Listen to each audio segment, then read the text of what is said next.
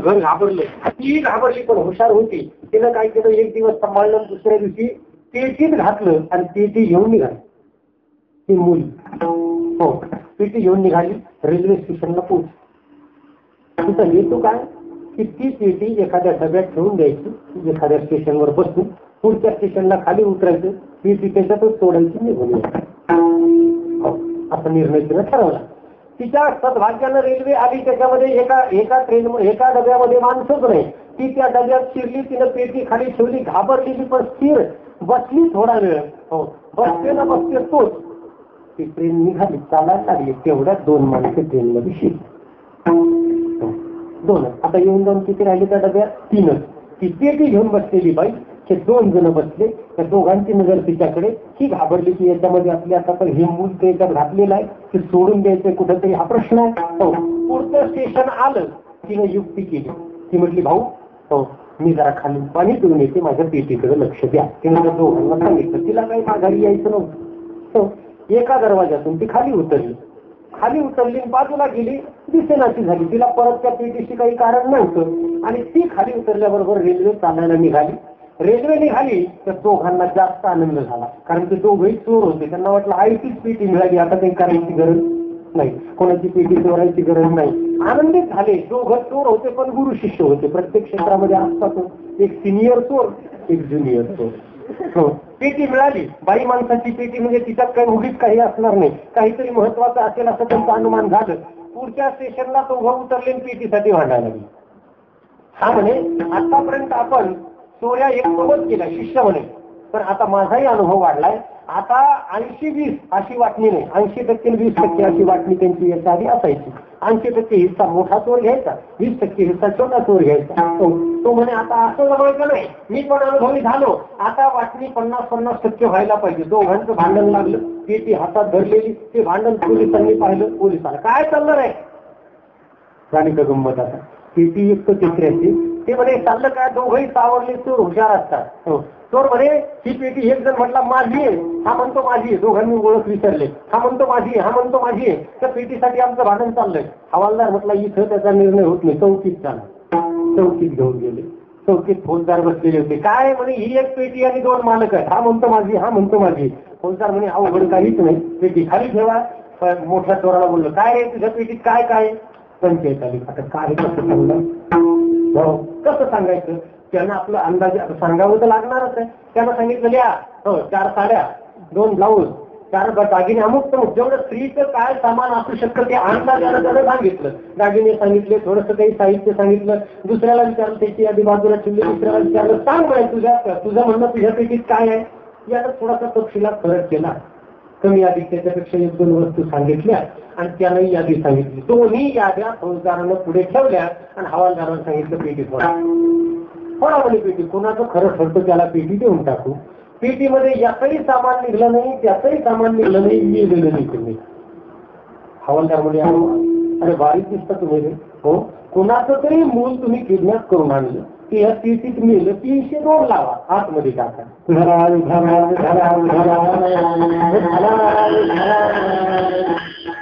काय सांगायचं की जे आपलं नाही त्याला आपलं म्हणलं की माणूस डोक्यात आल्याशिवाय हात आपलं नाहीच त्याचे. हो, मी माझे आणि तुझे न धरी परते टाकी ओझे. हो, नाचलं की माझे तुझे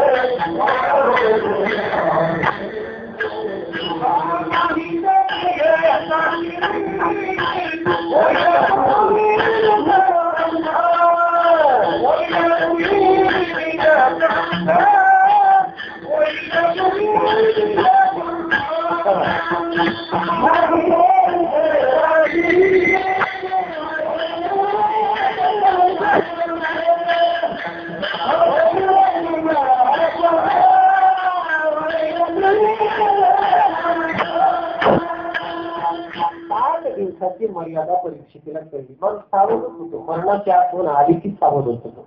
मरणाचं टार्गेट देवानं खरंच पाठवायला पाहिजे. SMS यायला पाहिजे. हो, SMS की तुझे फक्त 15 दिवस राहिलेले आहेत, तुझा फक्त 1 महिना राहिलेला, तुझे फक्त 1 वर्ष. अशी SMS यायला इतका चांगला वागू लागतो ना मनुष्य. परीक्षित एवढा आजूक नव्हता, एवढा शहाणा नव्हता. तपस्वी ध्यानस्थ बसलेल्या ऋषीच्या गळ्यामध्ये जो मेलेला साप टाकतो त्याला का शहाणा म्हणावं? इतका बोधावर नव्हता तो, उन्मत्त होता परीक्षिती.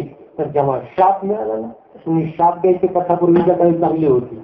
अलीकडे काय झालंय, माणसं सामर्थ्यहीन, साधू सामर्थ्यहीन झाले, म्हणून त्यांच्या शापाला कोणी घेतही नाही. हो, वारकरी संप्रदायामध्ये शाप द्यायची परवानगी नाही. आमचे संत आहेत ना फार प्रेमळ आहेत फार. हो, ज्यांनी दोष, ज्यांनी त्रास दिला त्यांनाही त्यांच्यावर अनुग्रह करायची प्रथा आहे. त्यामुळे संप्रदायात शाप दिला जात नाही. तिथे वारकरी संप्रदायात शाप देण्याच्या लायकीची माणसं आजही आहे, ज्यांचं खरोखर शापात सामर्थ्य आहे. असून पण ते देत नाही. हो, का सामर्थ्य आहे पण देत नाही. आजही कसे बसले आहे नाही असं नाही. आणि अजून असे साधू आहे खरं जर त्यांनी शाप दिला ना उद्ध्वस्त करून टाकतील एखाद्या, पण ती देत नाही. कारण ज्याच्याकडे निष्काम तप आहे, निष्काम साधना आहे, कामना शून्यता आहे, अशा माणसाचा शाप लागत असतो. लक्षात ठेवा. परीक्षितीने जेव्हा शाप ऐकला जागेवर त्याला त्याची छापच उतरली, सावधच झाला तो. हो, आणि सावध झाला. 7 दिवसाची मरणाची मर्यादा त्याला कळाली आणि मग त्याला वाटलं काहीतरी आता जीवनाचं कल्याण करून घ्यावं.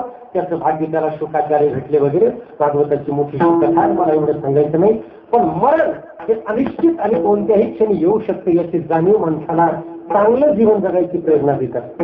हो, मरणाची आठवण ठेवणारा माणूस जितका चांगला जगू शकतो, मरणाची आठवण ठेवणारा, मला उद्या मरण येणार आहे असा विचार करणारा मनुष्य जितकं चांगलं जगू शकतो व तितकं चांगलं कोणालाच जगता येणार नाही. म्हणून संतांचं जीवन रोजचा सोहळा होता.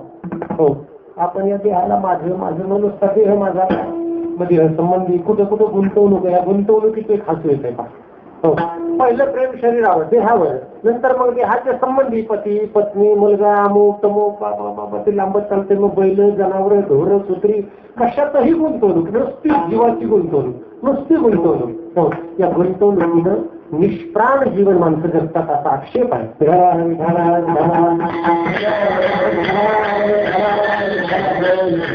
त्या गुंतवणुकीने प्राण निघत नाही लवकर बाहेर. ज्याच्या ज्याचा जीव गुंतवला तो जीव बाहेर पडतच नाही लवकर. म्हणून मग तळमळ होते, हातपाय दादा सहज गेले. हो, आता इथे घटना सगळ्यांनी पाहिली. बसलेले होते, खीर करून मागितली पूर्ण. आता सगळं डिटेल सांगायचं मला कीर्तनात लाज वाटते, बाकीची मंडळी सांगत असतात, लज्जा वाटते. त्याचं काय सांगावं, पण तरी सांगतो. हो, आंघोळ केली, आतमध्ये गेले, बसले, बसवले. आता ठीक आहे, खोबा त्यांचा गेला होता, पण त्यांना काही त्याची अडचण नव्हती. हो, व्यवस्थित त्यांची सेवा केली जायची, आम्ही पाहायचो. विशेषतः नागसुनांनी मोठी सेवा केली, हे मला सांगावंच लागेल. मुख्य सुना जे आहेत ते माझ्यावर रागावू नको. म्हणजे पहा ना, ज्या अर्थी नागसुनांनी केली त्या अर्थी मुख्य सुनांनी केलीच आहे सेवा. त्यांची सेवा म्हणजे कर्तव्य या बुद्धीने सगळ्या कुटुंबाने त्यांचं सगळं व्यवस्थित. ते बाकीचे घरचे करतील काय नवल आहे, येणारे जाणारे त्यांचं करायचे. इथून उठवणं, आतमध्ये बसवणं वगैरे 2-3 वर्ष हे चाललं सगळं. तर काहीतरी खीर खायची म्हटले, खीर सांगितली, मग काहीतरी सहज सहज अगदी घातली या घटीचा दिवा मी म्हणजे काय झाला तेव्हा पैसे आणि पांडवा देह गेली, बोलता बोलता गेली. हो, आता ते त्यांचं भाग्य समजावं की सहज त्यांना मृत्यू आला नाही. जीव जर गुंतलेला असला ना, जीव जात नाही. ते मरणारी माणसं पाहा, अशा घरामध्ये खया करतात ना, इकडे काय म्हणतात काही त्याला, हातपाय खोडतात, माती उकरली जाते, डोळे फाडतात, तोंड वाचतात, पाहू देत जा जरा. याला हे चांगल्या चांगल्या गोष्टी पाहू देत नाही मग. हो, मरणारा माणूस बघितलं पाहिजे. जे मरायला लागलं ना, जाऊन तिथं पाहायला पाहिजे आणि विचार करायला पाहिजे की आपली अशी अवस्था व्हायला नको. हो, मुमूर्षू मनुष्य जो आहे तो सगळ्यात आधी लहान पोरांना दाखवला पाहिजे. आता तुम्ही म्हणाला हे काय नव्हतं सांगता, बोध होत असतो त्यांना. लहान मुलाला मरणारा माणूस दाखवला पाहिजे. आपण बोध आतमध्ये होय जणू काय तो अमर पत्ता घेऊन आला, त्याच्या जीवनात कधी मरण नाहीच आहे. जी गोष्ट आपल्या जीवनात निश्चित घडणार आहे ती बघायला पाहिजे. कसं कसं कसं त्रास होतो, जीव निघत नाही. जितकं जास्त गुंतलेलं पाहणं तुम्ही मुळ्या एखाद्या झाडाचं मूळ जर खोलवर नसेल तर सहज झाड उपटलं जातं. पण मुळ्या जर दूरवर गेलेल्या असल्या तर जी शिरीची ताकद लावली तरी सुद्धा त्या मुळ्या सगळ्या निघत नाही. काही मुळ्या तरी राहतातच. हो, आणि मग त्या राहिलेल्या मुळ्या काय करतात, पलीकडून नवा कोंब घालतात. बरोबर आहे. कसं एखादा मनुष्य वाचण्या दृष्टीनं सगळीकडे जर गुंतलेला असला त्याचा जीव कितीही काळाचा जेसीबी त्याला लावा, कितीही चाक लावा, तो ओढून घेतो काळ त्याला. आपण वाचनारूपी काही मुळे गुंतलेल्या राहतात आणि मग त्यामुळे नवा कोंब काढतात. ते श्रमाचा जन्म घेणे लागली. त्यामुळे या मुळ्यांना राहायला नाही पाहिजे, कशात गुंतवायला नाही पाहिजे, पण आपण गुंतवतो आणि ही गुंतवणूक दुःखाला जास्त कारण आहे.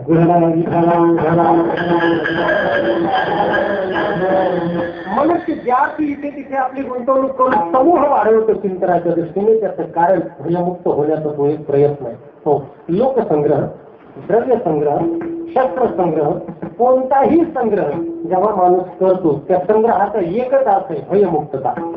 दारिद्र्याचं भय आहे म्हणून द्रव्य संग्रह, शत्रूचं भय आहे म्हणून लोकसंग्रह. आपला समूह मोठा पाहिजे, पाठिंबा पाहिजे, भरपूर जण पाहिजे. पण हे कशासाठी आहे? भय. लोकसंग्रहाचं कारण भय, द्रव्य संग्रहाचं कारण भय, शस्त्र संग्रहाचं कारण भय. संग्रह केला की त्याच्यामध्ये गुंतलाच म्हणून समजा तुम्ही एखादी साधी वस्तू घरात आणा, हो, ती वस्तू सकाळी घेऊन आलो की आणताच आपलं गुंतवणूक त्याच्यामध्ये चित्त गुंत. समजा कप, चहाचा कप, हो, तो कप घेऊन आलो किंवा ग्लास घेऊन आलो, वस्तू सर्वसाधारण आहे, पण तिच्यामध्ये कधी सहजपणे आपला जीव अडकतो आपल्याला कळतही नाही. आणि जेव्हा मी फुटते ना, धसकनी ते दुःख होतं की नाही. काय काम आहे वाईट? घरातली वस्तू काय निर्जीव वस्तूचा नाश झाला की चेतनेला, प्राणाला काय वेदना होतात हे नवला. हो, एखादी वस्तू फुटली, घरातली माणसं दुःख करतात, पण एखादा घरातला माणूस मेला, वस्तू रडताना पाहिल्यात कधी? एखादी व्यक्ती गेली, फार त्याला पुसत होती, धुत होती म्हणून भांडे रडायला लागले, टीव्ही रडायला लागला, टेबल रडायला लागला, कपडे रडायला लागले. काही होत असं नाही होत. ती आपली तर खरी घेत नाही. तो वस्तू काय हो, गाडीची तो उभी गेली समजा, किती तिला तुम्ही पुसा, किती पॉलिश करा, एखादा चोर आला तर ती असं म्हणत नाही की मग हम्मा आलो तिथं मी तुझ्यासोबत नाही गेली. कुणी चावी लावा ती जायला तयार आहे.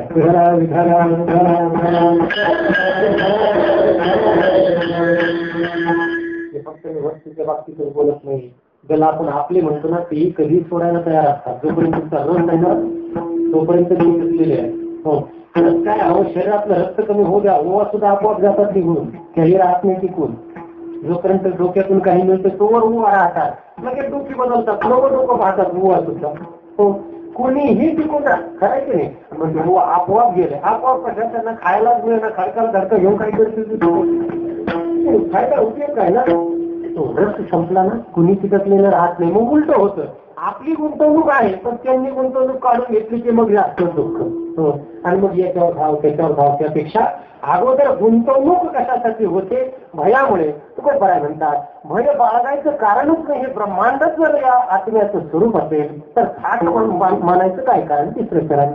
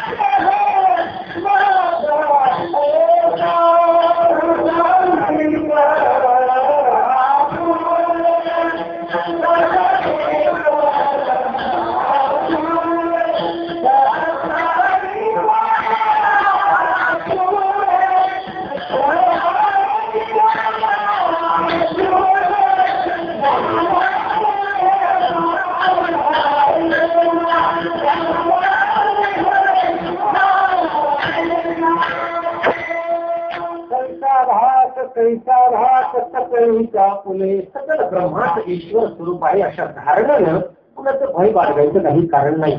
धाक किंवा भय संग्रहाचं मूळ कारण ते आहे. आणि जेव्हा भयच संपेल, मृत्यूचं भयच संपेल, तेव्हा सर्व ब्रह्मांड ईश्वर स्वरूप आहे. हे चैतन्य माझ्या अंतःकरणात आहे, तेच सर्वत्र व्याप्त आहे. हा दिव्य विचार आहे, हा संतांना निश्चित कळतो. त्यामुळे आपण जेव्हा पाहतो की मंडळी प्रपंचाकडे का लक्ष देत नव्हती, प्रपंच माझा हा विचार तिथं संपलेला होता. हो, विश्व कुटुंबत्वाची भावना, वसुधैव कुटुंबकम, सांगू का या विश्वाची माझे घर, ऐसी मती जयाची स्थिर, किंबहुना चराचर आपण जाहला. म्हणून वारकरी संप्रदायाचं तत्वज्ञान संकुचित नाहीच. हो, विश्व चैतन्याचा अधिपती पांडुरंग हा माझ्या अंतःकरणात आहे आणि या चैतन्याचं मी एक स्वरूप असल्यामुळे हे ब्रह्मांड माझं घर आहे. एवढा मोठा विचार आहे. मग असा विचार केल्यानंतर हे ब्रह्मांडच माझं घर आणि या घराचं मी एक सदस्य, असा विचार केला की कोणाच्याही घरात वस्तू असली तरी ती आपल्याच घरात आहे असं वाटतं. आणि मग उपभोगाची इच्छा पण राहत नाही. आपल्याला वस्तू आवडतात का त्या दुसऱ्याकडे म्हणून जास्त प्रिय, आपल्याकडे म्हणून प्रिय नाहीच आहे. नाहीतरी आपल्याकडे जे असतं ते तितकं आवडत नसतं, जे दुसऱ्याकडे ते जरा जास्त आवडते. बरोबर आहे. जिथं दुसरे पण आहे तिथेच प्रीती जास्त आहे, जिथे दुसरे पण आहे तिथेच भय जास्त आहे, जिथे दुसरे पण आहे तिथेच मत्सर जास्त आहे, जिथं दुसरे पण आहे तिथेच संघर्ष जास्त आहे. या विचारानं मी एवढं स्वरूप आहे, हा देह माझा नाही. या विचारानं इकडे काय तिकडे काय, तुम्ही का अवघड आपली परंपरा तितकी चमत्कारिक आहे. 2 वर्षाच्या लेकराला सुद्धा आपलं तिथलं कळू लागतं. हो, ते बाजूच्या घरात जातो म्हणता आम तांब्या सांगितला, हा तांब्या आमचा आहे. एखाद्या भरल्या घरात त्याची वस्तू त्याची जी आमची ती घेऊन जाते. ते आपलं कुठलं आपण इतक्या लवकर शिकवतो ना, काही चांगलं शिकवत नाही संततीला, काळी मात्र नाही, काहीच चांगलं नाही शिकवत. गुंतायला शिकवतो, वाटोळं करून घ्यायला शिकवतो. जे आपलं झालंय तेच त्याला शिकवतो. संत म्हटले इथं तुमचं काहीच नाही, सरळ अभिनय करावं, कशातच गुंतायचं नाही. मुलं बाळ, घर प्रपंच, आई बाप, इस्टेट, संपत्ती, गाव, अमुक तमुक याच्यात गुंतायचं नाही, मात्र सगळ्यांच्या सोबत राहायचं. मी कालच बोललो, कमळाचं पान जसं पाण्यात असतं ना, थेंब लागू देत नाही. पाण्यात राहून, हो पाण्यात राहून थेंब लागू देत नाही. रात्रंदिवस पाण्यात आहे तरी सुद्धा त्याला थेंब चिटकत नाही. याला पद्मपत्र मिमाम म्हणतात. हो, त्याला म्हणतात पद्मपत्र मिमाम म्हणतात. ब्रह्मण्याधाय कर्माणि संगम त्यक्त्वा करोति हा लिप्यते न पापेन पद्मपत्र. भुलतायचं नाही. हो, आपल्याला तो घुसल्याशिवाय कामच होत नाही. कोणतंही काम त्याच्यात घुसूनच चालू आहे. चित्ताची गुंतवणूक, एवढं काही शिरायची आवश्यकता नाही. शेणन गवऱ्यानं अमुकन चिरगुटन चारगुटन 2 वाजून जावं लागतं. सांगतो मी, महिला मंडळाचे तुम्हाला दया येते रे बाबा. कशा कशावर प्रेम करणार आहे तुमच्या दमडी कोंबडीनं प्रपंच नाही मोठे होत. आता काय सांगायचं, कोंबड्या पाळून बकरं पाळून कुणाला कधी तो प्रपंच मोठे करता आलेले नाही. कशातही जीव आहे, कोंबडीत जीव, अंड्यात जीव, गवऱ्यात जीव, शेणात जीव. लाज वाटते कधी कधी ऐकून हे सगळं. काय म्हणायचं कशी जायचंय काय, कोंबडी गौरी सोबत जात नाहीये, काहीच नाही. इथं सगळं पडतंय. आणि तुम्ही इतक्या बारकाईनं प्रपंच केला म्हणून कुणी कुणाचे पुतळे वाढायला इथं तयार कोण ध्यानात ठेवतो.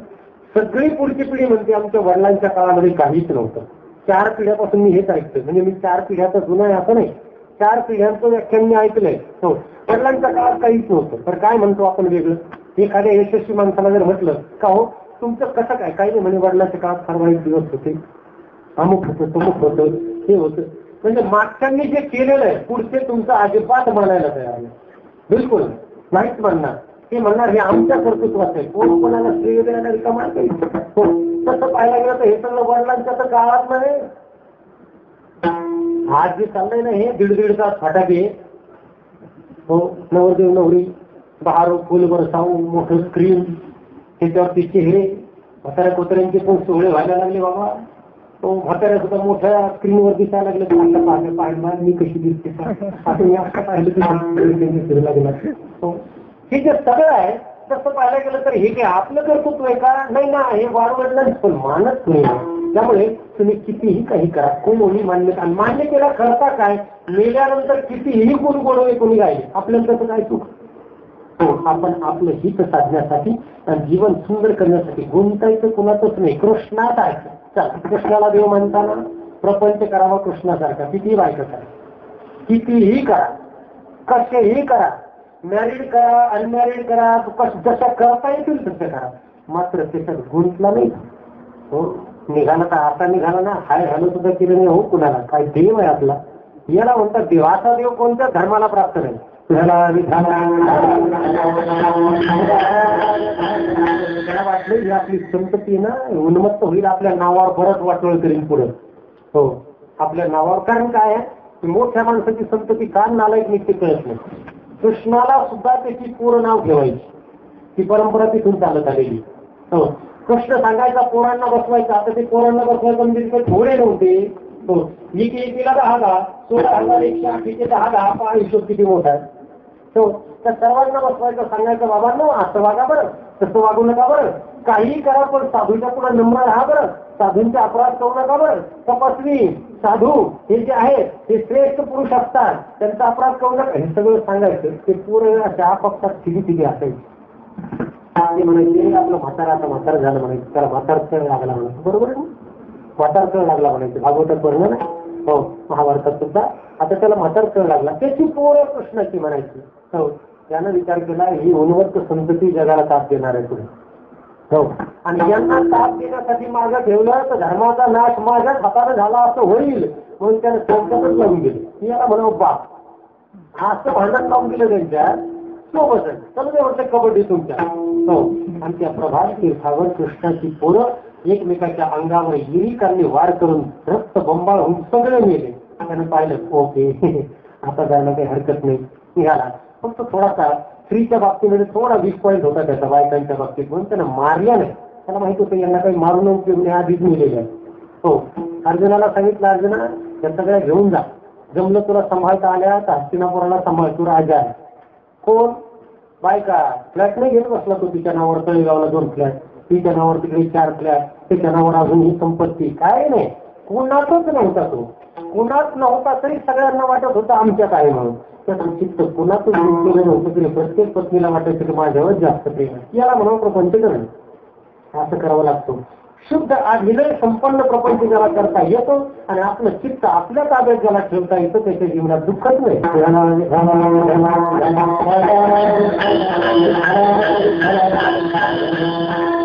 नव्हता म्हणून त्याला श्लोकच सांगितला गीतेमध्ये, न कर्माणि लिंपन्ति न मे कर्म फले स्पृहा इति मां योगी जानाति कर्मभिर्न रक्षते. मी कर्मात लिप्त होत नाही आणि मला कर्माचा लेप लागत नाही, कारण मी कशात घुसतो नाही. ते घुसणं वाईट आहे. हे घुसणं हे कमी कमी ज्याला करता येईल ना, जाऊ द्या, त्याच्यात आपण पर्याय असा काढून 50 पर्यंत माणसानं घुसाघुशी करावी. नंतर हळूहळू आपलं सामान आवरावं. चित्त गुंतवू नये पुढे पुढे जास्त.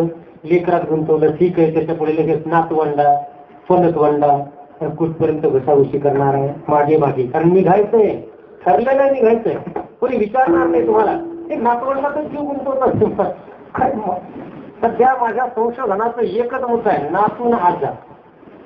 नातन आजी ते काय कनेक्शन आहे मला कधीच कळलं नाही. काही म्हणजे नियमाप्रमाणे तिथे प्रेम व्हायचं काहीच काम नाही, ते कसं होतं हे मला कधी समजत नाही. मला वाटतं ते प्रेम नसेल, सुनेच्या अंतःकरणात जरा बऱ्यापैकी आदर राहावा म्हणून सासूने केलेला एक तात्पुरता प्रयत्न असेल.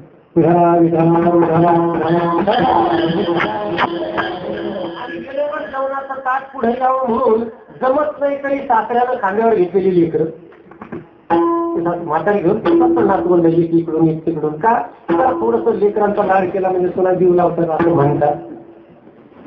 पण हसतच बघते काय लाड काय ते नातू आणि आजा संबंध डायरेक्ट नाही.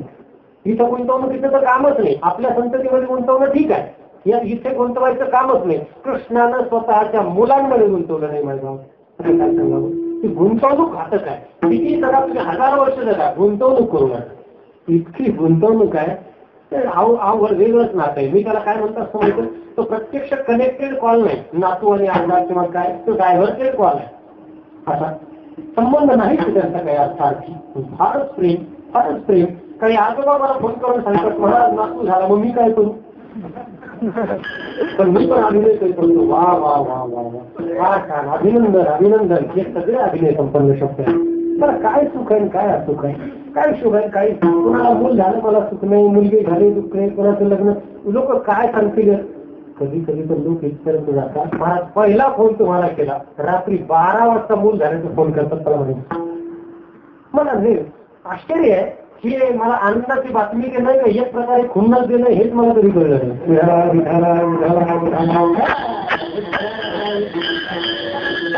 नाही कोणामध्ये कधीच नाही बात नाही काय लागाय तुकोपर्यंत तत्वज्ञान जाणून मी तर येतं त्याच्यात गुंतत राहिलो आणि फारच बिलकुल नाही हो निघायला तयार कधी पण रेडी टू गो म्हणून हे तुम्हाला सांगतो तुम्ही प्रपंचात असं जर जगाल तर दुःख थोडं कमी होईल. तुकोपर्यंत तत्वज्ञान आहे माझं स्वतंत्र नाही त्यांनी सांगितलं तुम्ही अमर आहात हो या जीवाचं अमरत्व जाणं देहामध्ये गुंतवणूक कमी करा देहावरचं प्रेम हळूहळू कमी करावं हा देह माझा नाही मी परमात्म्याचा अंश आहे हा ईश्वर समर्पित देह आहे या भावनेनं मृत्यूचं भय कमी करावं मग आपलं अमरत्व जाणतं अमरत्वाचा पूर्ण होतो आणि शेवटी निश्चय होतो की आपण अमर आहोत या निश्चयाला जगावं त्याला म्हणावं धार्मिक मनुष्य हो मी मरणारा नाही मरण देहाला येणार आहे माझा जीव किंवा मी अमर आहे याचा बोध नक्की करणं म्हणजे धार्मिकता धार्मिकतेचा दुसरा कुठलाही अर्थ नाही एकमेव अर्थ आहे स्वतःच्या स्वरूपाला जो जाणतो त्याला योग्य म्हणतात हो तो स्वरूपात सर्व आहे तोच मार्गस्थ आहे म्हणून तो कुपर आहे आपल्याला स्वरूपाचा निर्देश करून सांगतात की बाबांनो तुम्ही जीव नाही मरणारे जन्मणारे नाही मरण जन्म हा सर्व सृष्टीचा खेळ आहे त्याच्या अधिष्ठानी तुमचं जे स्वरूप आहे त्या स्वरूपाला बाधा नाही तुम्ही देवच आहात मी तुम्हाला खरं सांगतो शेवटचं देवाची बारे देवाची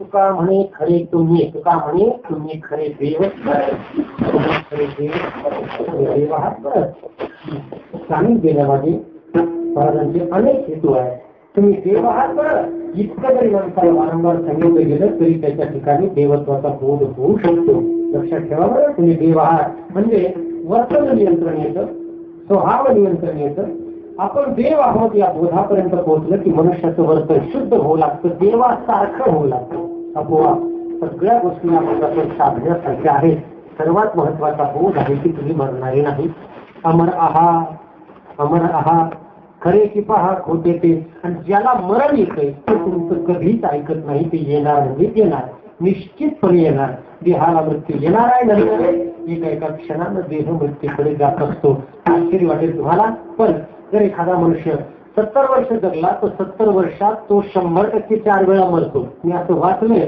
की शरीरातल्या पेशी 4 वेळा रिन्यू होतात सगळ्यांना बदलतात सगळं बदलत राहते मरत राहते घासलं की काही माणसाचे अंगाच्या ज्या मेलेल्या पेशी मरणच चालूच आहे मेलेल्या पेशी निघतात आपण म्हणतो मूळ निघला मर नाही, त्वचा मरते. मृत्यू चालू आहे, मृत्यू बंद नाही. या सृष्टीच्या नाशाच्या प्रक्रियेला कोणी थांबू शकत नाही. म्हणून मरण आहे ते देहाला, जीवाला नाही. आपलं अमरत्व जाणणं म्हणजे मनुष्याच्या धार्मिकतेचा खरा परिचय आहे. महाराज सांगतात, तुम्ही अमर आहात, अमर आहात. खरे की पहा खोटे हे, न म्हणा देह माझा ऐसा, मग भरवसा कळेल. हो, कैसा धाक कैसा धाक, सगळीक आपुले देवची बरे, देवची बरे. तुका म्हणे खरे तुम्ही. मुख्य विषय खोक्याचा आणि आपला संबंध नाही, पण खोक्यात आहोत म्हणून लोक आपल्याशी व्यवहार करतात. म्हणून शरीरात राहायचं पण शरीर आपलं आहे असा बोध ठेवायचा नाही. प्रपंचात राहायचं पण प्रपंचात गुंतायचं नाही. कला आहे पण जमते. नाटकामध्ये आपण काम करतो, भारुडात लोक काम करतात. मग भारुडात एखादा राजा झाला म्हणजे घरी काय तो तलवार घेऊनच फिरतो का? काम संपलं तलवार ठेवून देतो. त्याचा बोध जागा असतो की मी राजा नाही. त्याला माहित असतं मी राजा नाही. तसं बोध जागृत ठेवावं, मी मरणारा नाही, ईश्वर स्वरूप आहे. आणि शुद्ध कर्तव्य संपन्न अभिनय करीत जीवन जगू. कोणाला कळत नाही तुमच्या मनात काय चाललंय. कर्तव्य संपन्न अभिनय म्हणतो मी. कर्तव्यात कसूर करायची नाही. पत्नी समोर आली पतीची भूमिका, पिता समोर आला पुत्राची भूमिका, आई समोर आली मुलाची भूमिका, मुलगा समोर आला बापाची भूमिका. कुणीही याच्याशी व्यवहार करायचा, त्याच्याशी जो योग्य व्यवहार आहे तो अभिनय संपन्न करीत जावा. गुंतायचं कुणाच नाही. त्याने काय होतं माहित आहे, कुणाच्या वियोगाचं दुःख होत नाही. कोणी मनाप्रमाणे वागलं नाही तरी काही वाटत नाही. माझं ऐकलंच पाहिजे हा दुराग्रह सुरू होत नाही. मला इथून जायचे हे जाणून चित्ताची निर्गुंतवणूक हा सुखी जगण्याचा एक प्रकारचा उपाय आहे. श्रेष्ठ तत्वज्ञानाला सांगितलं. दादा गेले. शेवटी दादा थोडस कीर्तन ऐकणारे, सेवा करणारे असल्यामुळे त्यांना फार कष्ट पडले नाही. पण ज्याला सुखानं मरायचे ना त्याला तर आपलं सामान आवडलं तयार राहावं, तयार. 50शी संपली, सामान आवडायला सुरुवात करायची. सामान म्हणजे आता नाही घरातले कपडे लक्ष आवडायचे नाही, गुंतवलेलं चित्त सिलेक्ट करायचं, एका ठिकाणी जमा करायची की आपल्याला कधीतरी निघायचं आहे हा विचार ठेवावा. आणि जास्त गुंतवणूक वाढवण्यापेक्षा कमी कमी करीत जावी. शांत राहून आत्मकल्याणार्थ 50शीच्या नंतर परमार्थ साधावा असा आदेश आहे. कोण किती सार्थ ज्याचा त्याचा स्वतंत्र विचार आहे. या प्रसंगाला योग्य असं चिंतन सांगणं गरजेचं होतं. म्हणून जीवाच्या अमरत्वाचं चिंतन सांगणारा अभंग मी घेतला आणि जीवाचं अमरत्व आपल्यापुढे प्रगट केलं. याचा विचार वारंवार करावा लागतो, एका कीर्तनात होत नाही. तो बोध सगळ्यांना व्हावा हीच अपेक्षा करून देवाचं भजन करू.